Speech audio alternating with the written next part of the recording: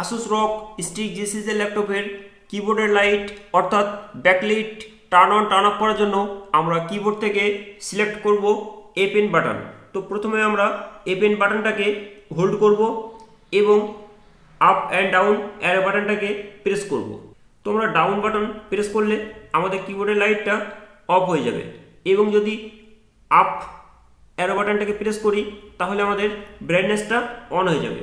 এখন আমরা যদি লক্ষ্য করি তাহলে দেখতে পারবো যে টোটাল 3 স্টেপে আমাদের লাইটটা অফ হচ্ছে, টোটাল 3 স্টেপে আমাদের লাইটটা অন হচ্ছে, অর্থাৎ ফার্স্ট সেকেন্ড থার্ড স্টেপ মিলে আমাদের ব্রাইটনেসের একটা লেভেল রয়েছে। এখন আপনার যে লেভেলটা পছন্দ আপনি সেই লেভেলে ব্রাইটনেসটাকে অ্যাডজাস্ট করতে পারেন। তো এই সেম প্রসেস অবলম্বন করে আপনি কিবোর্ডের light turn on turn off করতে পারবেন এবং ব্রাইটনেসের লেভেলটাকে ফিক্স করতে পারবেন।